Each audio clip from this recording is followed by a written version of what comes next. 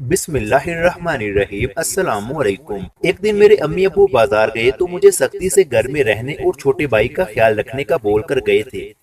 ये उस वक्त की बात है जब मेरी उम्र 14 साल और मेरे भाई की उम्र 10 साल थी। मैंने भाई को कमरे में टीवी चलाकर दिया और खुद किचन में चाय गर्म करके पीने लगी। इतने में बाहर घंटी बजी तो मैंने दरवाजे पर जाकर पूछा, कौन है? दरवाजे पर खड़े एक फकीर की आवाज आई, बेटी अल्लाह के नाम पर कुछ दे दो। मैंने कहा, बाबा माफ करो, मेरे पास कोई पैसा नहीं और घर में भी इस वक्त कोई नहीं है। बस ये मेरी गलती थी जो मैंने उसको बता दिया कि घर में कोई नहीं है। उसने दोबारा आवाज दी और कहा, बेटी चलो कोई रोटी ही दे दो, मैं रात से भूखा हूँ। रोटी तो किचन में मौजूद थी, इसलिए मैंने दरवाजा खोलकर फकीर बाबा को घर में बुलाकर सेहन में बिठा दिया और खुद किचन में रोटी निकालने चली गई। जैसे ही मैं रोटी और प्लेट में सालन डालकर बाहर आई तो फकीर सेहन में नहीं था, शायद वो चला गया था। मैंने दरवाजा बंद किया और खाना वापस किचन में रखकर भाई के पास चली गई। वो टीवी देखते देखते ही सो गया था। मैंने टीवी बंद किया और दूसरे कमरे में जाकर लेट गई और सोने की कोशिश करने लगी। थोड़ी देर में मुझे नींद आने लगी। अभी मैं कच्ची नींद में थी कि किसी ने मेरे मुंह पर हाथ रख दिया और मुझे अच्छी तरह दबोच लिया।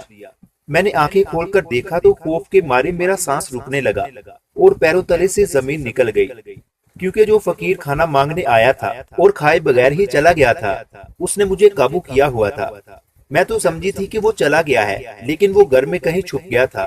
और जब मैंने अंदर से दरवाजा बंद कर लिया और कमरे में लेट गई तो छुपके से मेरे पीछे आ गया था और अब मैं खुद ही उसके जाल में बुरी तरह फंस चुकी थी। अब मैं तड़प रही थी, मचल रही थी, लेकिन उसकी गिरफ्त के आगे बेबस थी।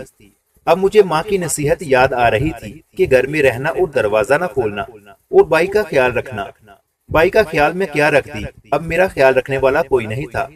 मेरी आवाज उस फकीर ने बंद कर डाली थी और उसके नीचे मेरा सांस बंद हो रहा था। फिर उसने एक हाथ से मेरे कपड़े उतारने शुरू कर दिए। मैं जितना जोर लगा सकती थी लगा रही थी, लेकिन उसने मुझे किसी काबिल न छोड़ा था। मैं दिल ही दिल में दुआ कर रही थी कि काश कोई मुझे बचा ले। आज के बाद मैं कोई ऐसी गलती नहीं करूंगी। मैंने एक बार फिर जोर से उसको ऊपर से हटाने की कोशिश की तो उसका तवाज़न खराब हो गया और वो जोरदार आवाज के साथ नीचे गिर पड़ा। जब तक वो उठा मैं कमरे से बाहर की तरफ भागने लगी, लेकिन दरवाजे से टकराकर गिर पड़ी। दोबारा शोर की आवाज पैदा हुई, लेकिन इतनी देर में वो मुझे दोबारा काबू कर चुका था। उसने मुझे उठाया और बिस्तर पर ले गया और छेड़छाड़ करने लगा। इतने में अचानक मेरे भाई की आवाज आई, कौन हो तुम? मेरी बहन को छोड़ दो। वो फकीर मेरे भाई की आवाज सुनकर घबरा गया और मुझे छोड़कर मेरे भाई को पकड़ने के लिए दौड़ा, लेकिन मेरा भाई उसके हाथ न आ सका। फकीर ने सोचा कि अब जल्द ही मोहल्ले वाले लोग जमा होकर मुझे पकड़ लेंगे, इसलिए फौरन घर से निकलकर वो भाग गया। जब तक मेरा भाई मोहल्ले के लोगों को लेकर आया, तब तक वो फकीर पता नहीं कहाँ पहुँच चुका था।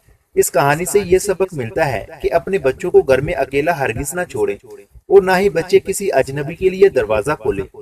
मजीद इस तरह की अच्छी अच्छी और सबक आमोज कहानियाँ सुनने के लिए हमारे YouTube चैनल इल्मी रूम को सब्सक्राइब लाजमी करें। मिलते हैं अगली वीडियो में।